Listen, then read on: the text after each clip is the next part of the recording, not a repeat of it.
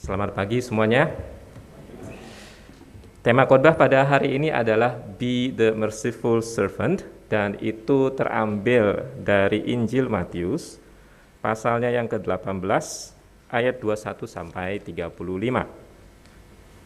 Injil Matius pasal 18 ayat 21 sampai 35. Tapi izinkan saya hanya baca di bagian awal khotbah ini dari ayat 21 dan 22.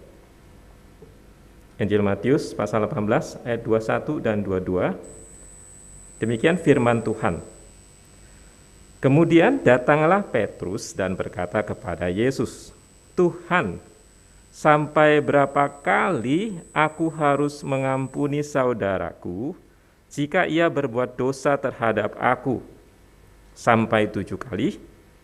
Yesus berkata kepadanya, "Bukan. Aku berkata kepadamu, bukan sampai 7 kali, melainkan sampai 70 kali 7 kali." Pertanyaan Petrus di sini yang ditanyakan kepada Tuhan Yesus itu sebenarnya juga mewakili pertanyaan kita. Karena kadang-kadang situasi yang ada kalau kita lagi ngomongin soal pengampunan itu adalah misalnya ya, kalau ada teman berdosa pada kita, berbuat salah, kemudian dia minta ampun, minta maaf. Kita sebagai orang Kristen pasti memaafkan. Tapi nggak berapa lama kemudian, dia melakukan kesalahan lagi, berdosa pada kita. Maka pertanyaannya adalah, kalau kayak gitu kejadiannya, berapa kali saya mesti ngampunin dia? Batasnya itu berapa kali? Dan itu yang ditanyakan oleh Petrus. Petrus berkata di sini ayat 21, "Tuhan, sampai berapa kali aku harus mengampuni saudaraku jika ia berbuat dosa terhadap aku?" Ini asumsinya kalau orang itu memang benar-benar minta maaf gitu ya, minta ampun dan kemudian kita ngampunin. Tapi kemudian dia melakukan kesalahan lagi. Apalagi kalau misalnya kesalahan yang sama gitu. Nah, berapa kali saya harus ngampunin? Batasnya itu sampai mana? Di dalam tradisi Yahudi ada beberapa rabi yang mengatakan pengampunan itu ada batasnya, yaitu 3 kali. Jadi kalau misalnya dia sudah melakukan kesalahan sampai 3 kali, stop. Udah nggak usah diampunin lagi. Kalau memang itu yang menjadi konteksnya, maka kalau kita lihat Petrus di sini nggak cuma nanya, dia kasih pendapat dia. Dan pendapat dia adalah sampai 7 kali. Jadi kalau misalnya kita bandingkan yang 3 kali dan 7 kali, jelas jawaban Petrus lebih baik. Ya ini mungkin murid teladan gitu ya. Orang-orang 3 kali mengampunin, saya sampai 7 kali. Jadi kalau dilihat dari kacamata Petrus atau orang waktu itu, maka 7 kali ini lumayan loh. Ini sangat murah hati sekali. Dibandingkan 3, apalagi dibandingkan nggak ada sama sekali. Tetapi kalau kita lihat jawaban Tuhan Yesus, maka jawaban Tuhan Yesus itu sebenarnya bukan bilang itu kurang, bukan masalah kurang atau lebih. Tapi masalahnya adalah itu salah. Karena apa? Karena asumsi Petrus di balik pernyataannya itu sebenarnya salah. Makanya Tuhan Yesus ngomong bukan 7 kali. Jadi 7 kali, kalau bilang 7 kali kan, bukan 7 kali. Tapi yang 7 kali ini dikalikan 70. Intinya Tuhan Yesus bukan ngomong 490. Ini bukan matematika manusia ya. Intinya Tuhan Yesus mau ngomong, ini nggak terhitung. Kamu bilang ini banyak, oke. Tetapi dari kacamata Tuhan harusnya lebih banyak lagi dan bahkan nggak terhitung. Nah, mungkin ini menjadi pertanyaan bagi Petrus dan bagi kita. Kok harus sampai nggak terhitung? Kenapa waktu saya mengampuni harus sampai nggak terhitung? Makanya Tuhan Yesus kasih perumpamaan ini. Di dalam perumpamaan ini tentu ada banyak hal yang bisa kita pelajari. Tapi izinkan saya untuk mengangkat 2 pelajaran iman. Yang pertama, pengampunan itu ada, itu karena belas kasihan. Dan bukan karena hitung-hitungan. Ya, pengampunan itu ada, pengampunan kita terima dari Tuhan itu karena belas kasihan, bukan karena hitung-hitungan. Kalau kita lihat di perumpamaan ini, maka perumpamaan ini dimulai dengan ada dua tokoh, satu raja, satu lagi hamba. Nah, raja lagi ngitung-ngitung keuangan nih, kayak Pak Hendro gitu ya, ngitung-ngitung keuangan. Kemudian ketemu ada satu orang hamba ngutang belum bayar. Nah lu, kemudian waktu ngitung ngutangnya tuh nggak dikit, ngutangnya itu banyak. Kalau kita lihat di ayat 24 itu dikatakan 10.000 talenta. 10.000 itu banyak nggak? Ya nggak tahu, kalian kan nggak tahu talenta itu berapa banyak. Satu talenta itu berapa? 1.000 dinar. Kalau kalian lihat kamus, di belakang Alkitab itu ada kamus, yang Alkitabnya seperti ini ya, yang buku ya. Kalau yang di HP itu di belakang nggak ada. Di kamus itu ketemu satu talenta itu 6.000 dinar. Menolong nggak? Ya jelas enggak. Kalian juga nggak tahu dinar itu. Satu dinar itu berapa? Satu dinar, buka lagi kamus, maka akan ketemu satu dinar itu upah pekerja satu hari. Saya nggak akan konversi ke rupiah, nanti kalian bisa hitung sendiri. Tapi kita hitungnya ada pakai upah, ya, upah kerja. Satu dinar, untuk dapat satu dinar harus kerja satu hari. Satu talenta tadi 6.000 dinar, berarti harus kerja berapa hari? 6.000 hari. Kalau dijadikan tahun, berapa tahun? Susah ya, jadi anggap aja kita baginya 300, dia kerjanya 300 hari aja, biar gampang. Kalau misalnya 6.000 bagi 300, jadinya berapa? 20. Oke, 20 tahun. Itu satu talenta. 10.000 talenta berapa tahun? Bayangkan kalian mesti kuliah di sini, dikalikan 10.000 talenta. 20 kali 10.000 berapa? 200.000 tahun belajar teologi di sini. Serem ya. Jadi intinya waktu kalian lihat di sini, itu angkanya kok mustahil. Itu intinya. Tuhan Yesus mau kasih tahu, ini utangnya itu udah mentok nih di atas, nggak bisa dihitung lagi. Makanya istilah 10.000 dalam bahasa Yunaninya sebenarnya kata yang dipakai itu juga sering diterjemahkan nggak terhitung, countless. Itu udah mentok, sementok-mentoknya, udah nggak bisa dihitung lagi utangnya, kebanyakan. Dan yang namanya hamba, gimana caranya ngelunasin? Ya nggak bisa. Makanya karena dia nggak bisa, kemudian sama raja ya dilakukan hal yang sewajarnya. Semua hartanya disita, nggak cuman itu, dia ditangkap, nggak cuman itu, anak istrinya ditangkap untuk dijual. Buat nutupin utang. Tentu saja nggak bakalan nutupin utang sampai 10.000, paling cuma berapa ribu dinar maksimal. Tapi itu sebagai hukuman, karena kamu udah ngutang nggak bisa bayar, semua hartamu dijual, kamu, keluargamu dijual. Maka gara-gara itu dia cuma bisa lakukan satu hal. Di ayat 26. Maka sujudlah hamba itu menyembah dia, menyembah raja itu. Katanya, sabarlah dahulu, segala hutangku akan kulunaskan. Dengan kata lain, tunggu, kasih waktu sedikit lagi. Kasih waktu, nanti saya selesaikan semuanya. Mungkin kalian nggak pernah ngutang sampai sebanyak itu ya. Mungkin gambarannya lebih cocok sama konteks kalian itu minta waktu bikin tugas. Tinggal 1 jam lagi, kemudian minta gitu ya. Sama dosen, maaf ya, saya pakai Pak Hendro lagi ya. Saya nggak berani sama Bu Kastel, Pak Hendro masih berani. Minta lagi sama Pak Hendro, minta waktu 1 jam lagi. Atau 2 jam lagi dari deadline. Pak Hendro baik, tanya emang papernya udah sampai mana? Dari 20 halaman, baru halaman pertama. Itu pun baru judul. Itu pun baru kata pertama, kajian. Mentok.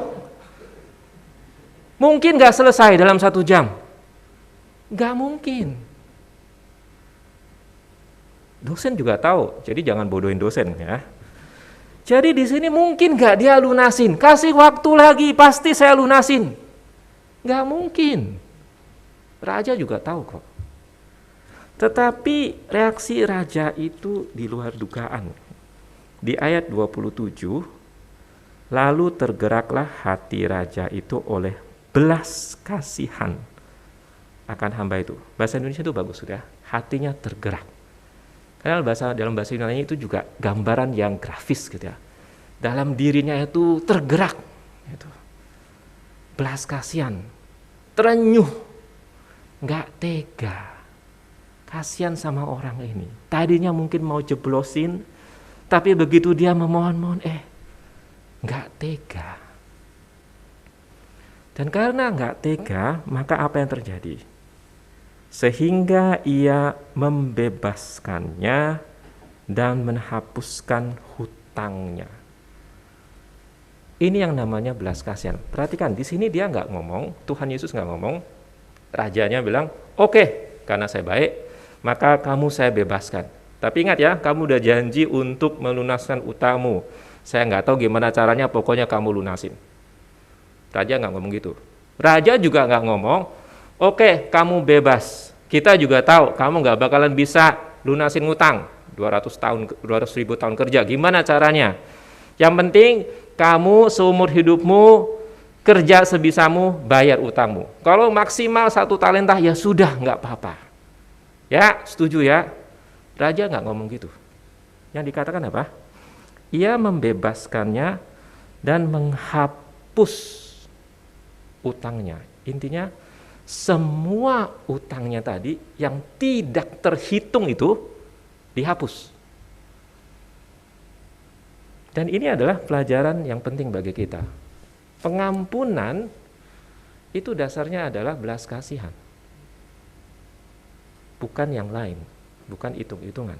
Pengampunan yang kita terima dari Tuhan adalah belas kasihan Tuhan yang tak terhitung itu.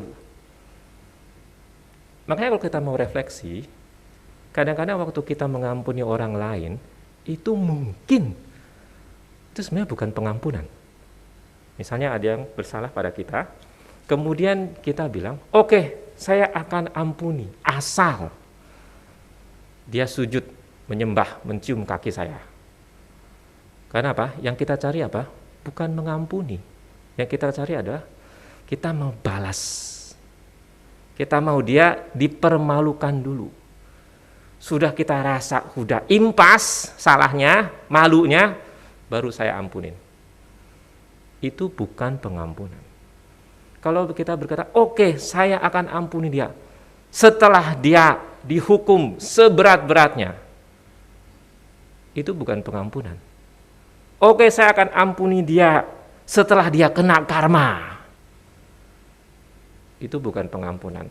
Atau kalau kita seperti Petrus, oke, saya kasih kamu kesempatan salah sampai 7 kali.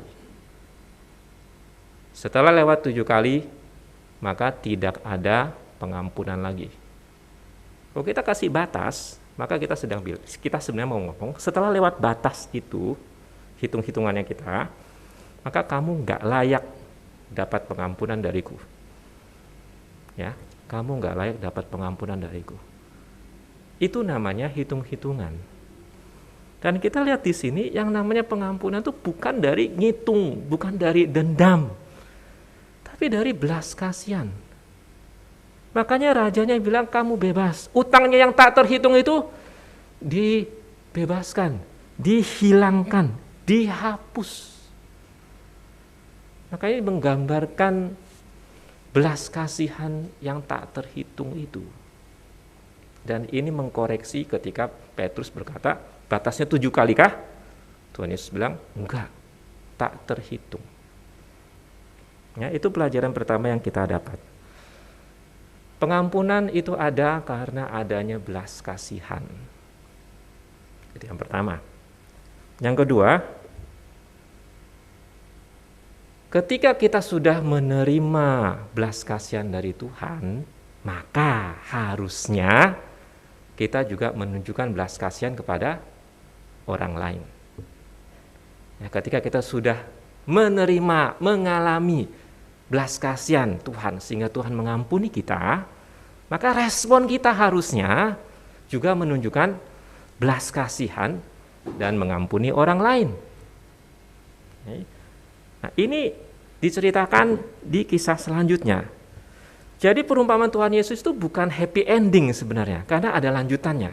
Dan di lanjutannya dikatakan di sana, di ayat 28, itu hambanya itu keluar. Jadi habis dihakimi, mungkin kemudian diampuni, maka dia keluar. Enggak digambarkan di sini sikap hatinya gimana. Tapi kita bisa bayangkan waktu dia keluar itu pasti harusnya rasanya plong gitu. Tadinya udah di ujung tanduk, dilepas.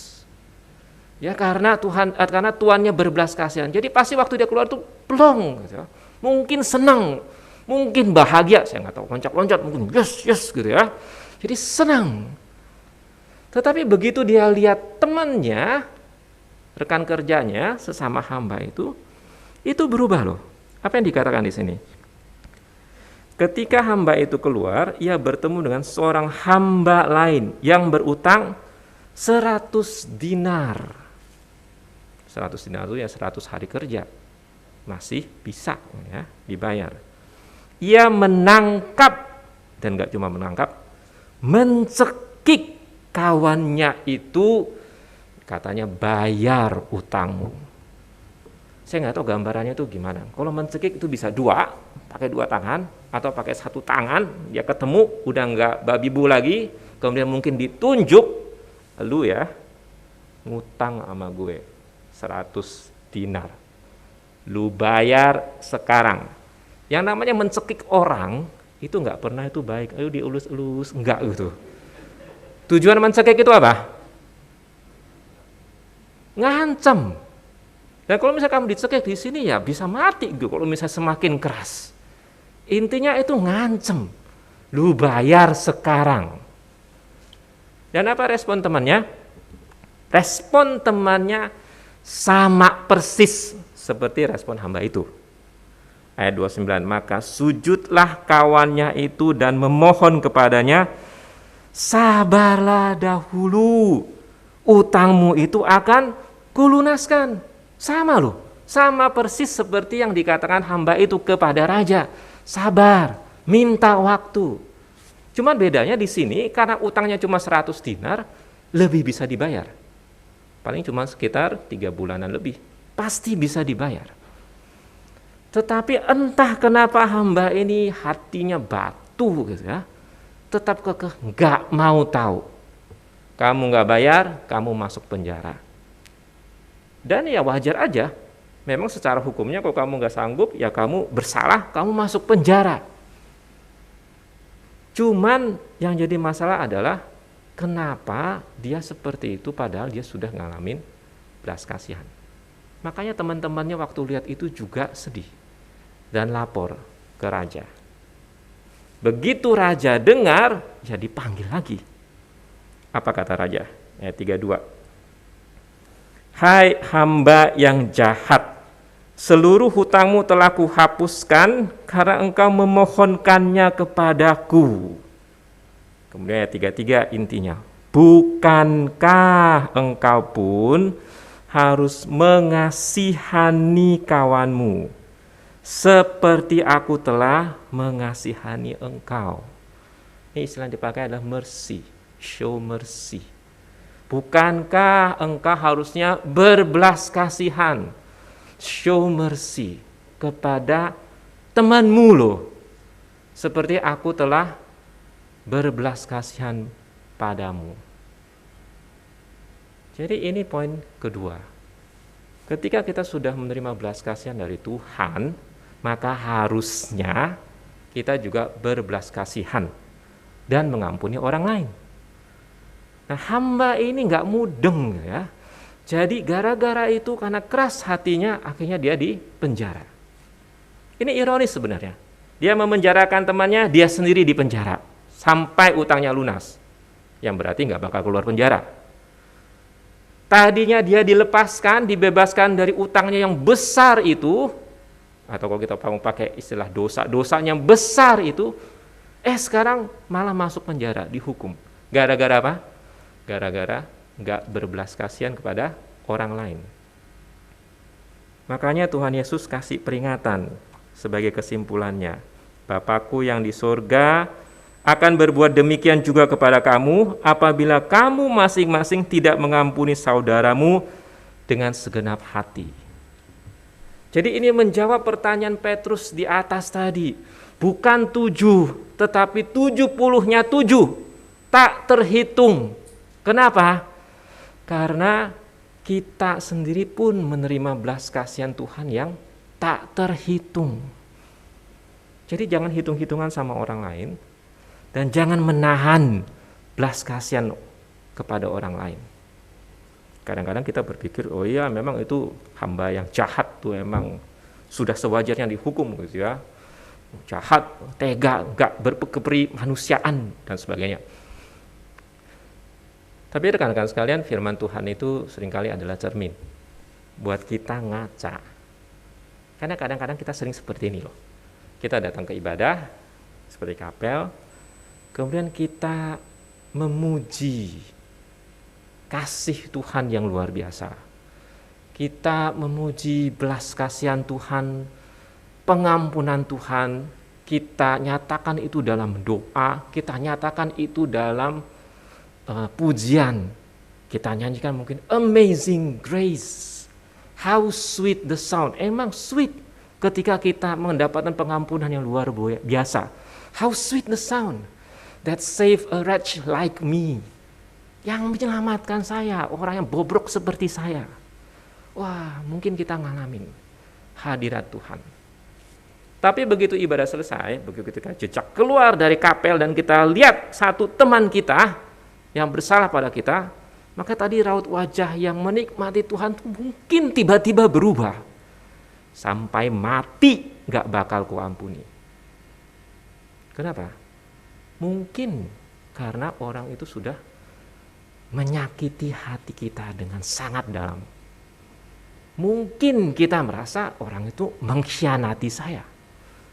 Mungkin kita merasa itu kesalahannya itu besar sekali, kasar sekali, jahat sekali. Dan itu memang benar gitu ya. Manusiawi sekali merasa sampai mati gak bakal kuampuni. Tapi masalahnya adalah kalau misalnya orang itu datang dan sungguh-sungguh minta maaf dan kita tidak memaafkan, maka Tuhan yang akan datang dan bertanya, kenapa kamu tidak memaafkan? Dan mungkin ayat 33 ini juga yang akan dipakai oleh Tuhan. Bukankah engkau pun harus mengasihani kawanmu seperti aku telah mengasihani engkau? Maka kita harus jawab. Kalau kita berkata sakitnya itu dalam, Tuhan akan bilang belas kasihanku itu tak terhingga, lebih tinggi, lebih dalam dibandingkan rasa sakit yang mungkin kamu rasakan. Jadi ini perlu menjadi refleksi kita. Bukankah engkau pun harus mengasihani, menunjukkan belas kasihan kepada kawanmu, seperti Tuhan telah mengasihani kamu atau mengasihani kita. Jadi itu dua poin yang bisa kita belajar hari ini mengenai pengampunan. Pengampunan itu ada karena belas kasihan Tuhan. Karena ada belas kasihan dan bukan karena hitung-hitungan. Dan yang kedua, ketika kita sudah menerima belas kasihan Tuhan, maka harusnya kita juga menunjukkan belas kasihan itu kepada teman-teman kita. Kalau kita lakukan itu, maka kita tidak akan seperti hamba yang jahat itu. Tetapi kita akan menjadi hamba yang berbelas kasihan. Be the merciful servant. Mari kita berdoa. Ya Tuhan, ajar kami untuk selalu menyadari bahwa pengampunan yang Tuhan berikan itu tak terhingga. Dan itu karena semata-mata belas kasihan Tuhan.